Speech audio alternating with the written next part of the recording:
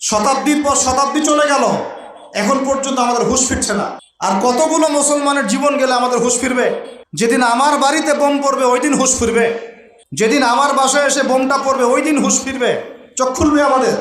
এখন ঝাঁকে ঝাঁকে আবাবিল আসবে না, ঝাঁকে ঝাঁকে আবাবিল এসে আল্লাহর দুশ্মনের গায়ে পাথর ফেলবে না। ভালো করে বোঝার চেষ্টা করেন। ঝাঁকে ঝাঁকে আবাবিল এসে, তৈরন আবাবিল এসে ওই হস্তি বাহিনীর গায়ে পাথর ফেলবে না। এখন সেই যুগ নয়, এখন পাথর আপনাকেই ফেলতে হবে। কথা বুঝতে পারছেন? এই পাথর ফেলার দায়িত্ব এখন মুসলমানদের হাতেই নিতে হবে। ঠিক ওই দায়িত্ব মুসলমানরা যখন নিয়েছিল, বাইতুল মুকাদ্দাস আমাদের হাতেই ছিল। যখন থেকে আমরা ওখান থেকে সরে গেছি, তখন থেকে আস্তে আস্তে আস্তে আস্তে ওগুলো ক্রুসেডারদের হাতে চলে গেছে, জায়নিস্টদের হাতে চলে গেছে, ইহুদিদের হাতে চলে গেছে, নাসারাদের হাতে চলে গেছে। দুঃখজনক না এটা আমাদের জন্য? লজ্জার না? লজ্জা। তবে ইনশাআল্লাহ তাআলা আমরা নিশ্চিতভাবে বলতে পারি এই গ্লানি আমরা কাটিয়ে উঠবো ইনশাআল্লাহ। পুরো বিশ্বে আপনি মুসলমানদের সংখ্যা হিসাব করলে দেখবেন কোটি কোটি কোটি কোটি অজস্র মুসলিম, অজস্র মুসলিম। এত অজস্র সংখ্যক মুসলিম থাকার পরেও সারা বিশ্বে মুসলমান আজকে নির্যাতিত, নিপীড়িত। কেন? এটা তো হওয়ার কথা ছিল না। কারণ এইগুলাই, আমরা নামাজ ছেড়ে দিয়েছি, আমরা মসজিদ ছেড়ে দিয়েছি, মসজিদমুখী না হয়ে আমরা মোবাইলমুখী হয়েছি। এখন আমরা কোরআনমুখী না হয়ে গার্লফ্রেন্ডমুখী হয়েছি। আমরা এখন হালাল রিজিক বাদ দিয়ে সুদ খাচ্ছি। আমরা এখন আল্লাহর পথে দাওয়াত এবং জিহাদের মেহনত বাদ দিয়ে পাবজি, ফ্রি ফায়ার নিয়ে পড়ে আছে। যুব সমাজ মাদক নিয়ে পড়ে আছে। আলেমদের মধ্যে একটা শ্রেণী তাদের দায়িত্ব এড়িয়ে যাচ্ছেন, আপোষে ইখতিলাফে বিভক্ত হয়ে যাচ্ছেন। উম্মাহকে আমরা টুকরা টুকরা করে ফেলছি এবং উপর থেকে আমাদেরকে সহযোগিতা করা হচ্ছে না। এই সার্বিক বিষয়গুলো যখন একত্রিত হয়েছে, তখন উম্মতের উপরে গ্লানি, লাঞ্ছনা নেমে এসেছে। আমরা চাই না এটা আমাদের উপর থাকুক, ইনশাল্লাহ থাকবেও না। আমি বলছি কখন থাকবে না? যখন আমরা আল্লাহর দ্বীনকে সাহায্য করব। এখন একজন ভাই নামাজই পড়ে না, সে কি আল্লাহর দ্বীনকে সাহায্য করতে পারবে? একজন ভাই কোরআন তেলাওয়াতও করতে পারে না, সে কি আল্লাহর কোরআনের দাওয়াত মানুষকে দিতে পারবে? একজন ব্যক্তি সুন্নতের উপর আমল করছে না, সে কি মানুষকে সুন্নতের দিকে ডাকতে পারবে? একজন ব্যক্তি হালাল খায় না, সে কি হালাল অর্থনীতি নিয়ে কথা বলতে পারবে? একজন ব্যক্তি জানেই না, বোঝেই না ইসলামিক রাজনীতি কি জিনিস, তার দ্বারা কি আপনি একটা সভ্য রাষ্ট্র পাবেন? কোশ্চিনকালেও না, কোশ্চিনকালেও না। যতদিন পর্যন্ত একজন ওমরের মতো শাসক না আসছে, আপনি সমাজ থেকে এই দুর্নীতি, করাপশন, অন্যায়, অবিচার রোধ করতে পারবেন না কোশ্চিনকালে। হাজার চেষ্টা করে নেন, ওমরের মতো একজন মানুষ যতক্ষণ না আসছে, সমাজের এই গ্লানি কখনো কেটে উঠবে না। ছোট থেকে ছোট, বড় থেকে বড়, প্রত্যেকটা পদে পদে আমরা অন্যায় করছি, অবিচার করছি। একদম সবজিওয়ালা থেকে শুরু করে উচ্চ পর্যায় পর্যন্ত সবাই দুই নাম্বারই করার চেষ্টা করছে। ওমর ইবনুল খাত্তাব রাদিয়াল্লাহু আনহুর শাসন ব্যবস্থা পড়ে দেখবেন, এরপরে চিন্তা করবেন যে আমরা কোন জায়গায় আছি আর আমাদের কোন জায়গায় যাওয়া উচিত ছিল। শতাব্দীর পর শতাব্দী চলে গেল, এখন পর্যন্ত আমাদের হুঁশ ফিরছে না। আর কতগুলো মুসলমানের জীবন গেলে আমাদের হুঁশ ফিরবে? যেদিন আমার বাড়িতে বোম পড়বে ওই দিন হুঁশ ফিরবে, যেদিন আমার বাসায় এসে বোমটা পড়বে ওই দিন হুঁশ ফিরবে, চোখ খুলবে আমাদের। একটা একটা করে ওদের এজেন্ডা ওরা বাস্তবায়ন করেছে। ওদের বলতে কাদের বুঝাচ্ছি এটা আপনারা বুঝে নেবেন। সব কথা সব জায়গায় খোলামেলা বলা যাবে না, এটা আপনারাও বুঝতে পারেন। তবে একটা দিকে ইন্ডিকেট করছি আমি, সেটা হলো পশ্চিমা সভ্যতা। কোন সভ্যতা? যারা যারা সরাসরি মদদ দিয়ে এই জারজ ইসরায়েল রাষ্ট্রকে প্রতিষ্ঠা করেছে। এদের একটা এজেন্ডা, তারা পুরো বিশ্বটাকে শাসন করতে চায়, এটা ওদের এজেন্ডা। এই এজেন্ডাটাকে বাস্তবায়ন করার জন্য তারা প্রথমত মুসলমানদের মধ্যে বিভক্তি সৃষ্টি করেছে, তারপরে মুসলমানদেরকে 60-70টা রাষ্ট্রে বিভক্ত করে দিয়েছে, মুসলমানদের খেলাফত ব্যবস্থাকে ধ্বংস করে দিয়েছে, মুসলমানদের অর্থনীতির মধ্যে সুদ চালু করে দিয়েছে। এরপরে সংস্কৃতির অঙ্গনের মধ্যে শিরকের বিষ বাষ্প ঢুকিয়ে দিয়েছে। এরা মুসলমানদের সাথে এমন প্রতারণা করেছে যে মুসলমানরা ওকে যদি বন্ধুরূপে গ্রহণ করে, ওর আর শত্রুর প্রয়োজন নাই। ওরা আরো কি করেছে? ওরা আমাদের শিক্ষা ব্যবস্থাটাকেও ধ্বংস করার চেষ্টা করেছে এবং আস্তে আস্তে সেদিকে তারা সফল হচ্ছে। এরপরে আমাদের হুঁশ ফিরছে না। আর যখন মুসলমানরা ঈমান কালিমা এসব চেতনা নিয়ে দাঁড়ানোর চেষ্টা করেছে, যারাই দাঁড়ানোর চেষ্টা করেছে ওই প্রত্যেকটা রাষ্ট্রকে তারা আক্রমণ করেছে। বিশ্বের বুকে তাকিয়ে দেখেন, একটা একটা করে নাম মেনশন করা যাবে। এরপরে আমরা পড়ে আছি আমাদের সেই ছোট চিন্তার মধ্য দিয়ে, ক্ষুদ্র চিন্তা নিয়ে, কে কোন দল করি আর কে কোন সংগঠন করি, কে কোন রাজনৈতিক দল করি, কে কোথায় হাত বাঁধি, কে আমিন জোরে বলি, কে আসতে বলি, এইগুলোই আমাদের আলোচনার বিষয় হয়ে গেছে। এখন পর্যন্ত বুঝতে পারলাম না যে আমরা সবাই মিলে একটা জাতি, একটা উম্মাহ। আমাদেরকে আল্লাহ দায়িত্ব দিয়েছেন, আল্লাহর জমিনে খেলাফতের দায়িত্ব। আল্লাহ পাক আদম আলাইহিস সালামকে এই জমিনে খলিফা করে পাঠিয়েছেন। নূহ আলাইহিস সালাম এই জমিন আল্লাহর খলিফা ছিলেন, ইব্রাহিম খলিফা ছিলেন, মূসা খলিফা ছিলেন, দাউদ খলিফা ছিলেন, সুলাইমান খলিফা ছিলেন, ইউসুফ খলিফা ছিলেন, মূসা ঈসা খলিফা ছিলেন, মুহাম্মদ রাসূলুল্লাহ সাল্লাল্লাহু আলাইহি ওয়াসাল্লাম আল্লাহর খলিফা ছিলেন। এরপরে আবু বকর সিদ্দিক, ওমর, ওসমান, আলী তারা আল্লাহর খেলাফতের দায়িত্ব পালন করেছেন। তখন মুসলমানরা বীরের মতো মাথা উঁচু করে বেঁচেছিল। একজন মুসলমানের গায়ে হাত তুলবে আর একটা মুসলমান মেয়ের ইজ্জত নষ্ট করবে, এই দুঃসাহস দেখানোর সাহস পুরো বিশ্বের কোথাও ছিল না। আর আজকে আমাদের চোখের সামনে হাজার হাজার মুসলমানকে মেরে ফেললেও একটা টু শব্দ করার কোনো সুযোগ নেই। আমাদের হাত পা বেঁধে ফেলা হয়েছে, হাত পা বেঁধে অত্যাচার করা হচ্ছে দিনের পর দিন। একদিন 200, 300, 500, 1000 ছোট ছোট বাচ্চাদেরকে বোম মেরে হত্যা করা হচ্ছে। আমরা কিছুই বলতে পারি না। যারা এগুলোর পক্ষে কথা বলে তাদেরকে সমাজে বিতর্কিত করা হচ্ছে। এবং দাড়িটুপিওয়ালা কিছু মানুষ, তথাকথিত দাড়িটুপিওয়ালা কিছু মানুষ এই মানুষগুলোকে বিতর্কিত করার দায়িত্ব নিয়ে নিয়েছে। আমাদের গোপন কোনো এজেন্ডা নাই। আমাদের এজেন্ডা একদম স্পষ্ট, সেটা হলো বাইতুল মুকাদ্দাস আমরা জয় করবো ইনশাআল্লাহ। এবং আমাদের কারোর সাথে কোনো শত্রুতা নাই।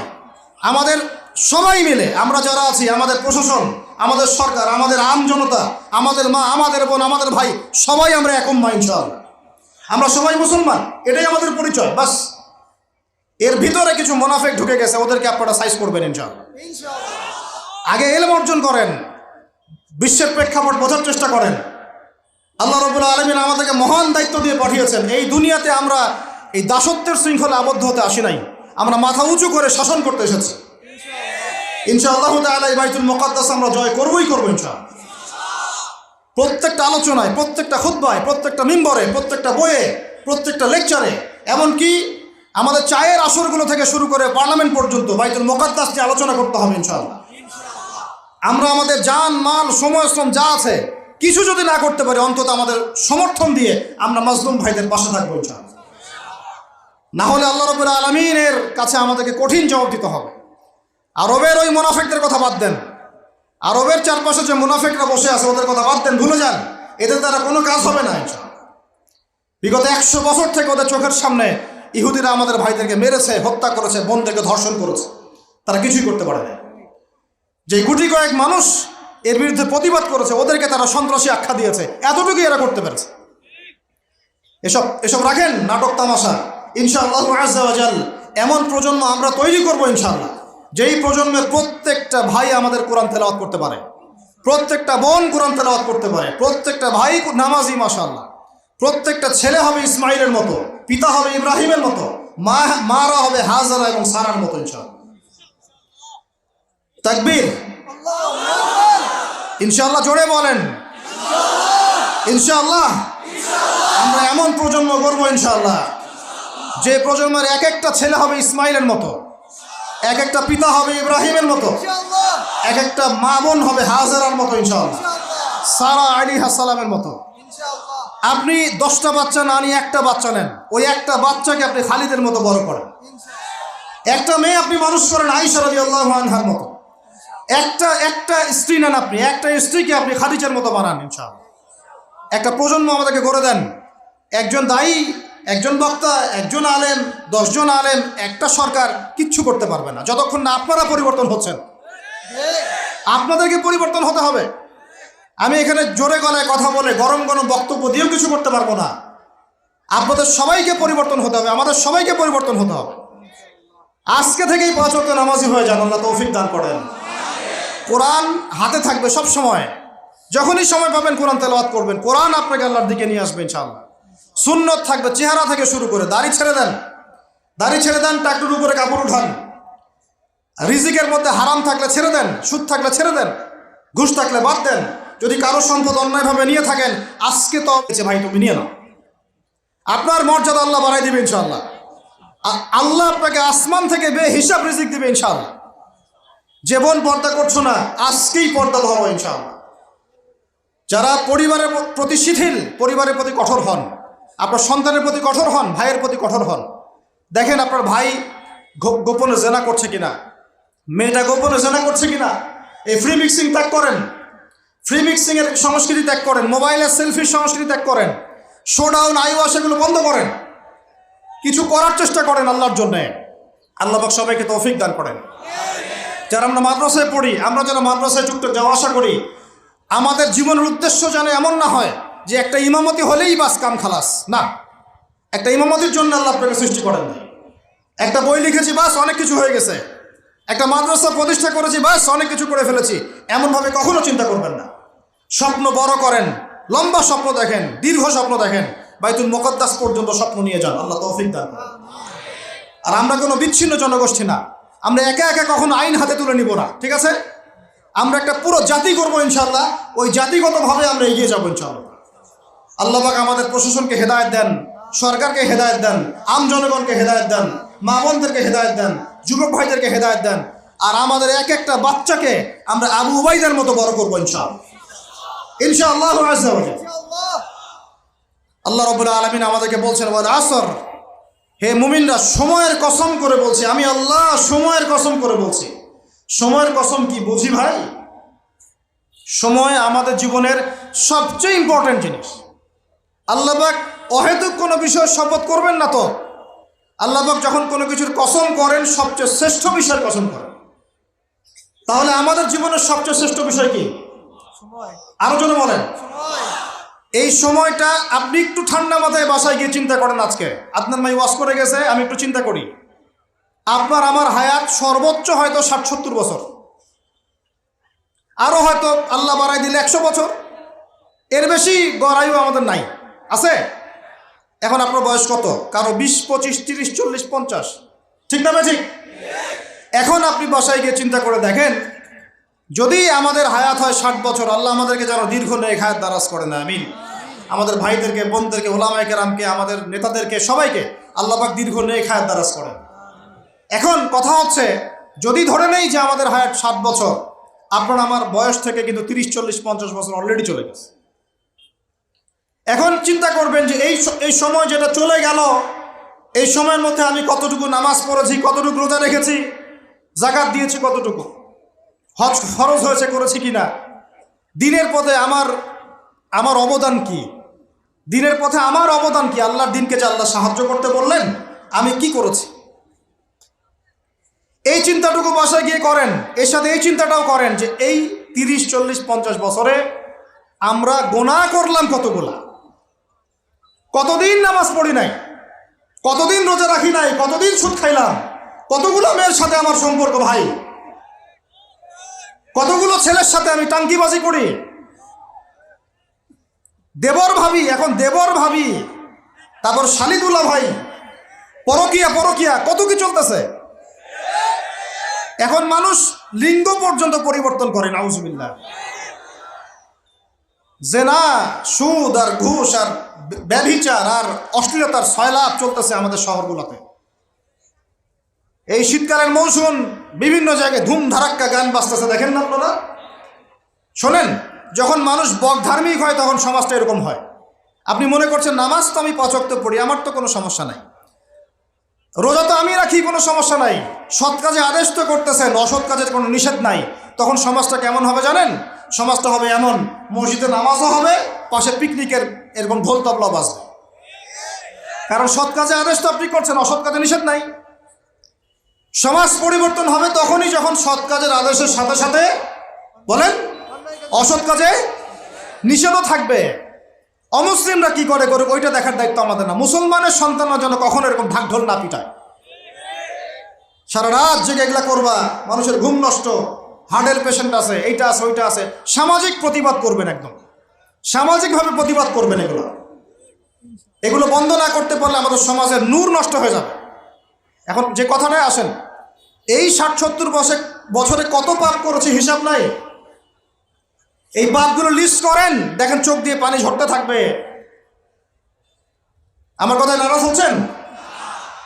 এই পাপগুলো লিস্ট করেন, চোখ দিয়ে পানি ঝরবে, আল্লাহ আমাদেরকে মাফ করে দেন। সবাই বলি আমিন। কত কবিরা গুনাহ হয়েছে, কত সগীরা।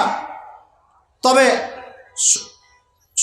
সন্তুষ্টির কথা এটাই, যদি এটা উপলব্ধি হয় যে না ভুল হয়ে গেছে, আপনি ওযু করে আসেন, 2 রাকাত নামাজ পড়েন, আল্লাহর কাছে ইস্তেগফার করেন, বলেন আস্তাগফিরুল্লাহ আল্লাযী লা ইলাহা ইল্লা হুয়াল হাইয়ুল কাইয়্যুম ওয়া আতুবু ইলাইহি। আল্লাহ পাক এক মুহূর্তে আপনার সব পাপ তো মাফ করে দিবেনই, সব গুনাহকে নেকি দিয়ে পরিবর্তন করে দিবেন ইনশাআল্লাহ। এখন শুনেন, সময়ের কসম বলতে আল্লাহ কি বুঝিয়েছেন ভাই আমার সাথে বলেন? সময়ের গুরুত্ব, সময়ের, আরো আসতে বলেন, সময়ের। ওয়াল আসরি মানে সময়ের কসম, মানে সময়ের গুরুত্ব। আমাদেরকে সময়কে গুরুত্ব প্রদান করতে হবে। আল্লাহ পাক তৌফিক দান করেন। আজকে বাসায় কি করব? হায়াতের হিসাব নিব, কি করেছি এত বছরে, আর কি কি পাপ করেছি। পাপগুলোর কথা মনে পড়লে তওবা করে ফিরে আসবো ইনশাআল্লাহ। আল্লাহ পাক তৌফিক দান করেন। আর এখন বাকি সময় যতটুকু হায়াত আমাদের বাকি আছে, আমাদের কি কর্তব্য বলেন ভাই? আমাদের কর্তব্য কি এতটুকুই যে যেভাবে জীবনযাপন করছি এইটুকুই করব, না আমাদের আরো কোনো কর্তব্য আছে? কথা কি বোঝা যায় না? যায় না। আমাদের কর্তব্য কি বলেন? 1 নাম্বার, আমরা নিজেরা আগে আল্লাহ পাকের কোরআন এবং নবীর সুন্নতের উপর আমল করবো ইনশাআল্লাহ। রাজি আছি? 2, আমাদের পরিবারকে এর উপরে প্রতিষ্ঠা করবো ইনশাআল্লাহ। রাজি আছি? 3, আমাদের সন্তানদেরকে কোরআন সুন্নাহ অনুযায়ী বড় করবো ইনশাআল্লাহ। রাজি আছি? 4, আমাদের অর্থনীতি হবে হালাল কোরআন সুন্নাহ ভিত্তিক। রাজি আছি? 5, আমাদের শিক্ষা হবে কোরআন সুন্নাহ ভিত্তিক। রাজি আছেন? আমাদের সামাজিক যে সিস্টেম এটা হবে কোরআন সুন্নাহ ভিত্তিক। রাজি আছেন? এর উপরে আমি গেলাম না। সমাজ পরিবর্তন হলে উপরটা এমনি পরিবর্তন হয়ে যাবে ইনশাআল্লাহ, অটোমেটিক্যালি।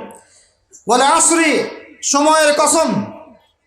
আরেকটা বিষয়, সময়ের কসম বলতে আল্লাহ পাক এটাও বুঝিয়েছেন, একটু অতীতের দিকে তাকায় দেখেন, অতীতের দিকে, পাস্টের দিকে তাকান, অতীতের দিকে তাকান, যুগ যুগ ধরে একটা সুন্নতের দিকে আপনি তাকান, যে পৃথিবীর শুরু থেকে কিয়ামত পর্যন্ত আল্লাহ পাকের একটা সুন্নত আছে। আল্লাহর সুন্নত কি? আল্লাহর সুন্নত এটা, প্রত্যেক যুগে যুগে যে বা যারাই আল্লাহর বিধান মেনে চলেছে, আল্লাহ পাক তাদেরকে দুনিয়াতেও সমৃদ্ধি দিয়েছেন, পরকালে জান্নাত দিয়েছেন। সুবহানাল্লাহ। আর দুনিয়াতে প্রত্যেক যুগে যুগে যে বা যারাই আল্লাহর বিধান মানে নাই, রাসূলের বিধান মানে নাই, আল্লাহ দুনিয়াতে লাঞ্ছিত করেছেন, পরকালে জাহান্নাম দিয়েছেন। বলেন নাউজুবিল্লাহ। আমার কথা বুঝতে পারলেন ভাই? আরো একবার রিপিট করছি, আল্লাহর সুন্নত কি? আল্লাহর সুন্নত হচ্ছে প্রত্যেক যুগে যুগে যে বা যারাই আল্লাহ এবং তার রাসূলের বিধান মেনে চলেছে, আল্লাহ দুনিয়াতেও সুখী করেছেন, পরকালেও জান্নাত দিয়েছে। প্রত্যেক যুগে যুগে যে বা যারাই দুনিয়াতে আল্লাহ এবং তার রাসূলের বিধান মেনে চলে নাই, দুনিয়াতেও লাঞ্ছনা, পরকালেও বলেন লাঞ্ছনা। এখন একটা এক্সাম্পল দেই, নূহ আলাইহিস সালামের যুগ দেখেন, যারা আল্লাহর বিধান মেনেছে আল্লাহ নাজাত দিয়েছেন, মানে নাই ডুবিয়ে মেরেছেন। ঠিক আছে কথা? মূসার যুগ দেখেন আলাইহিস সালাম, আল্লাহর বিধান মেনেছে, বনু ইসরাইলকে নাজাত দিয়েছেন, মানে নাই ফেরাউনকে ডুবায় মেরেছেন। দেখেন আপনি শুআইবের কওমকে দেখেন, শুআইব আলাইহিস সালামের কওম, কওমে মাদিয়ান, আল্লাহর বিধান মেনেছে, যারা আল্লাহ পাক নাজাত দিয়েছেন, মানে নাই ভূমিকম্প দিয়ে ধ্বংস করেছে। কওমে লূত, কিছু মানুষ বিধান মেনেছে, আল্লাহ নাজাত দিয়েছেন, মানে নাই, আল্লাহ রব্বুল আলামিন লূত আলাইহিস সালামের কওমকে একদম আসমানে উঠিয়ে পাথর নিক্ষেপ করে থেতলা করে আবার উল্টা দিকে দাফন করে দিয়েছেন। নাউজুবিল্লাহ। এদের পাপ ছিল, এটা সমকামী ছিল, সমকামী, যে সমকামিতা এখন ছড়িয়ে পড়ছে আপনাদের মধ্যে। নাউজুবিল্লাহ। আল্লাহ পাক আমাদেরকে হেফাজত করেন। একইভাবে নবী সাল্লাল্লাহু আলাইহি ওয়াসাল্লামের যুগ তাকান, এই যে আবু জেহেল, আবু লাহাব, উতবা, শাইবা, রাবিআ, এরা আল্লাহর বিধান মানে নাই, আল্লাহ ধ্বংস করেছেন। আবু বকর, ওমর, ওসমান, আলী রাদিয়াল্লাহু আনহু আজমাইন, তারা মেনেছেন, আল্লাহ দুনিয়াতে সমৃদ্ধি দিয়েছেন, পরকালে জান্নাত। বুঝাতে পারলাম কি ভাই? বলে আসরি মানে কি বুঝাতে পারলাম? আল্লাহ পাক এই সময়ের কসম করে বলছেন, হে মানুষ শুনো, ইন্নাল ইনসানা লাফি খুসর, সমস্ত মানুষই ক্ষতির মধ্যে আছে। বলেন নাউজুবিল্লাহ। এখানে আল্লাহ পাক একদম আমভাবে সবাইকে বলছেন, সবাই ক্ষতির মধ্যে আছে। মানুষের ক্ষতি কয় প্রকার? আমার সাথে বলেন, মানুষের ক্ষতি 2 প্রকার। কয় প্রকার? মানুষের ক্ষতি কয় প্রকার? 1 ইহকালীন ক্ষতি, 2 পরকালীন ক্ষতি। 1 ইহকালীন ক্ষতি 2, পরকালীন ক্ষতি। ইহকালীন ক্ষতি কি? ইহকালীন ক্ষতি হচ্ছে সূরাতুল রুমের এই আয়াতটা। আল্লাহ পাক বলছেন বা'দা আউযু বিল্লাহি, যারা আমরা মাদ্রাসায় পড়ি, আমরা যারা মাদ্রাসায় টুকটাক যাওয়া আসা করি, আমাদের জীবনের উদ্দেশ্য যেন এমন না হয় যে একটা ইমামতি হলেই বাস কাম খালাস। না, একটা ইমামতির জন্য আল্লাহ আপনাকে সৃষ্টি করেন না। একটা বই লিখেছি বাস অনেক কিছু হয়ে গেছে, একটা মাদ্রাসা প্রতিষ্ঠা করেছি বাস অনেক কিছু করে ফেলেছি, এমনভাবে কখনো চিন্তা করবেন না। স্বপ্ন বড় করেন, লম্বা স্বপ্ন দেখেন, দীর্ঘ স্বপ্ন দেখেন, বাইতুল মুকাদ্দাস পর্যন্ত স্বপ্ন নিয়ে যান, আল্লাহ তৌফিক দান করেন। আর আমরা কোনো বিচ্ছিন্ন জনগোষ্ঠী না, আমরা একা একা কখনো আইন হাতে তুলে নিব না, ঠিক আছে? আমরা একটা পুরো জাতি করবো ইনশাআল্লাহ, ওই জাতিগতভাবে আমরা এগিয়ে যাবো ইনশাআল্লাহ। আল্লাহ পাক আমাদের প্রশাসনকে হেদায়েত দেন, সরকারকে হেদায়েত দেন, আম জনগণকে হেদায়েত দেন, মা বোনদেরকে হেদায়েত দেন, যুবক ভাইদেরকে হেদায়েত দেন। আর আমাদের এক একটা বাচ্চাকে আমরা আবু উবাইদার মতো বড় করবো ইনশাআল্লাহ, ইনশাআল্লাহ আযজা ওয়া জাল। আল্লাহ রাব্বুল আলামিন আমাদেরকে বলছেন ওয়াল আসর, হে মুমিনরা সময়ের কসম করে বলছি, আমি আল্লাহ সময়ের কসম করে বলছি। সময়ের কসম কি বুঝি ভাই? সময় আমাদের জীবনের সবচেয়ে ইম্পর্টেন্ট জিনিস। আল্লাহ পাক অহেতুক কোনো বিষয় শপথ করবেন না তো। আল্লাহ পাক যখন কোনো কিছুর কসম করেন সবচেয়ে শ্রেষ্ঠ বিষয়ের কসম করেন। তাহলে আমাদের জীবনের সবচেয়ে শ্রেষ্ঠ বিষয় কি? আরো জনে বলেন। এই সময়টা আপনি একটু ঠান্ডা মাথায় বাসায় গিয়ে চিন্তা করেন। আজকে আপনার মাই ওয়াজ করে গেছে, আমি একটু চিন্তা করি, আপনার আমার হায়াত সর্বোচ্চ হয়তো 60-70 বছর, আরো হয়তো আল্লাহ বাড়াই দিলে 100 বছর, এর বেশি গড়াইও আমাদের নাই, আছে? এখন আপনার বয়স কত? কারো 20, 25, 30, 40, 50, ঠিক না ঠিক? এখন আপনি বাসায় গিয়ে চিন্তা করে দেখেন, যদি আমাদের হায়াত হয় 60 বছর, আল্লাহ আমাদেরকে যেন দীর্ঘ নেক হায়াত দারাজ করে না, আমিন। আমাদের ভাইদেরকে, বোনদেরকে, ওলামায়ে কেরামকে, আমাদের নেতাদেরকে, সবাইকে আল্লাহ পাক দীর্ঘ নেক হায়াত দারাজ করেন। এখন কথা হচ্ছে, যদি ধরে নেই যে আমাদের হায়াত 60 বছর, আপনার আমার বয়স থেকে কিন্তু 30, 40, 50 বছর অলরেডি চলে গেছে। এখন চিন্তা করবেন যে এই সময় যেটা চলে গেল, এই সময়ের মধ্যে আমি কতটুকু নামাজ পড়েছি, কতটুকু রোজা রেখেছি, যাকাত দিয়েছি কতটুকু, হজ ফরজ হয়েছে করেছি কিনা, দিনের পথে আমার অবদান কি, দিনের পথে আমার অবদান কি, আল্লাহর দিনকে যে আল্লাহ সাহায্য করতে বললেন আমি কি করেছি, এই চিন্তাটুকু বাসায় গিয়ে করেন। এর সাথে এই চিন্তাটাও করেন যে এই 30, 40, 50 বছরে আমরা গুনাহ করলাম কতগুলা, কতদিন নামাজ পড়ি নাই, কতদিন রোজা রাখি নাই, কতদিন সুদ খাইলাম, কতগুলো মেয়ের সাথে আমার সম্পর্ক ভাই, কতগুলো ছেলের সাথে আমি টাঙ্কিবাজি করি, দেবর ভাবি, এখন দেবর ভাবি, তারপর শালিদুল্লাহ ভাই, পরকিয়া কত কি চলতেছে। এখন মানুষ লিঙ্গ পর্যন্ত পরিবর্তন করে, নাউজুবিল্লাহ। জেনা, সুদ আর ঘুষ আর ব্যভিচার আর অশ্লীলতার সয়লাভ চলতেছে আমাদের শহরগুলোতে। এই শীতকালের মৌসুম, বিভিন্ন জায়গায় ধুম ধারাক্কা গান বাজতেছে, দেখেন না আপনারা? শোনেন, যখন মানুষ বকধার্মিক হয় তখন সমাজটা এরকম হয়।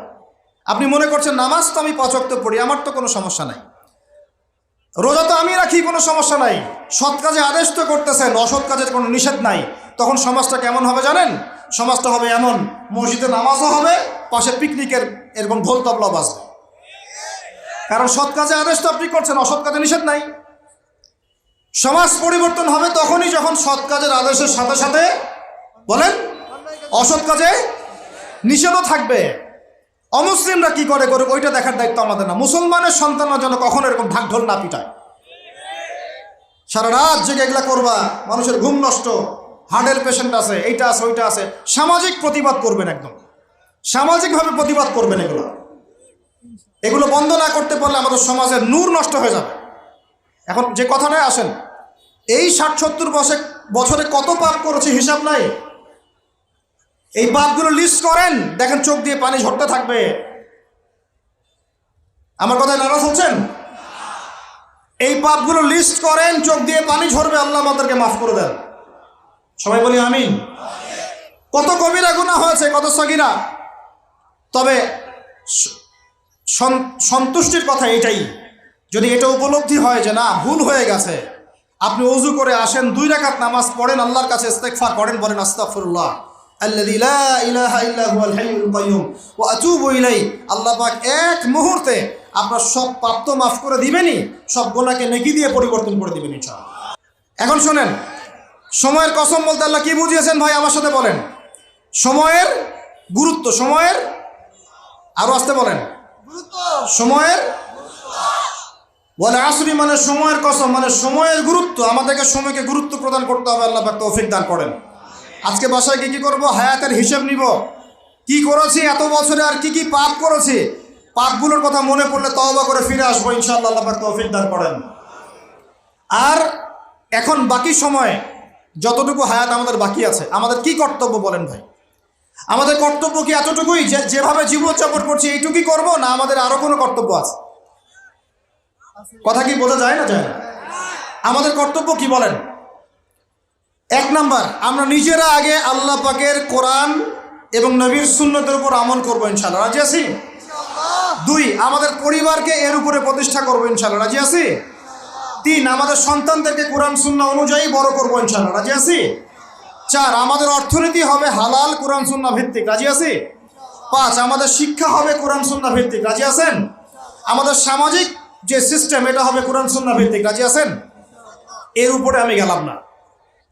সমাজ পরিবর্তন হলে উপরটা এমনি পরিবর্তন হয়ে যাবে ইনশাআল্লাহ, অটোমেটিক্যালি।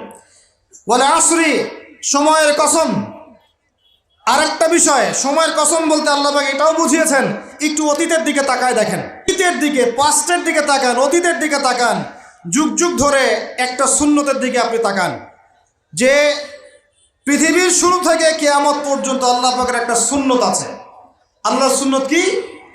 আল্লাহর সুন্নত এটা, প্রত্যেক যুগে যুগে যে বা যারাই আল্লাহর বিধান মেনে চলেছে, আল্লাহ পাক তাদেরকে দুনিয়াতেও সমৃদ্ধি দিয়েছেন, পরকালে জান্নাত দিয়েছেন। সুবহানাল্লাহ। আর দুনিয়াতে প্রত্যেক যুগে যুগে যে বা যারাই আল্লাহর বিধান মানে নাই, রাসূলের বিধান মানে নাই, আল্লাহ দুনিয়াতে লাঞ্ছিত করেছেন, পরকালে জাহান্নাম দিয়েছেন। বলেন নাউজুবিল্লাহ। আমার কথা বুঝতে পারলেন ভাই? আরো একবার রিপিট করছি, আল্লাহর সুন্নত কি? আল্লাহর সুন্নত হচ্ছে প্রত্যেক যুগে যুগে যে বা যারাই আল্লাহ এবং তার রাসূলের বিধান মেনে চলেছে, আল্লাহ দুনিয়াতেও সুখী করেছেন, পরকালেও জান্নাত দিয়েছে। প্রত্যেক যুগে যুগে যে বা যারাই দুনিয়াতে আল্লাহ এবং তার রাসূলের বিধান মেনে চলে নাই, দুনিয়াতেও লাঞ্ছনা, পরকালেও বলেন লাঞ্ছনা। এখন একটা এক্সাম্পল দেই, নূহ আলাইহিস সালামের যুগ দেখেন, যারা আল্লাহর বিধান মেনেছে আল্লাহ নাজাত দিয়েছেন, মানে নাই ডুবিয়ে মেরেছেন। ঠিক আছে কথা? মূসার যুগ দেখেন আলাইহিস সালাম, আল্লাহর বিধান মেনেছে, বনু ইসরাইলকে নাজাত দিয়েছেন, মানে নাই ফেরাউনকে ডুবায় মেরেছেন। দেখেন আপনি শুআয়বের কওমকে দেখেন, শুআয়ব আলাইহিস সালামের কওম, কওমে মাদিয়ান, আল্লাহর বিধান মেনেছে, যারা আল্লাহ পাক নাজাত দিয়েছেন, মানে নাই ভূমিকম্প দিয়ে ধ্বংস করেছে। কওমে লূত, কিছু মানুষ বিধান মেনেছে, আল্লাহ নাজাত দিয়েছেন, মানে নাই, আল্লাহ রব্বুল আলামিন লূত আলাইহিস সালামের কওমকে একদম আসমানে উঠিয়ে পাথর নিক্ষেপ করে থেতলা করে আবার উল্টা দিকে দাফন করে দিয়েছেন। নাউজুবিল্লাহ। এদের পাপ ছিল, এটা সমকামী ছিল, সমকামী, যে সমকামিতা এখন ছড়িয়ে পড়ছে আপনাদের মধ্যে। নাউজুবিল্লাহ। আল্লাহ পাক আমাদেরকে হেফাজত করেন। একইভাবে নবী সাল্লাল্লাহু আলাইহি ওয়াসাল্লামের যুগ তাকান, এই যে আবু জাহেল, আবু লাহাব, উতবা, শাইবা, রাবিআ, এরা আল্লাহর বিধান মানে নাই, আল্লাহ ধ্বংস করেছেন। আবু বকর, ওমর, ওসমান, আলী রাদিয়াল্লাহু আনহু আজমাইন, তারা মেনেছেন, আল্লাহ দুনিয়াতে সমৃদ্ধি দিয়েছেন, পরকালে জান্নাত। বুঝাতে পারলাম কি ভাই? বলে আসরি মানে কি বুঝাতে পারলাম? আল্লাহ পাক এই সময়ের কসম করে বলছেন, হে মানুষ শুনো, ইন্নাল ইনসানা লাফি খুসর, সমস্ত মানুষই ক্ষতির মধ্যে আছে। বলেন নাউজুবিল্লাহ। এখানে আল্লাহ পাক একদম আমভাবে সবাইকে বলছেন, সবাই ক্ষতির মধ্যে আছে। মানুষের ক্ষতি কয় প্রকার? আমার সাথে বলেন, মানুষের ক্ষতি 2 প্রকার। কয় প্রকার? মানুষের ক্ষতি কয় প্রকার?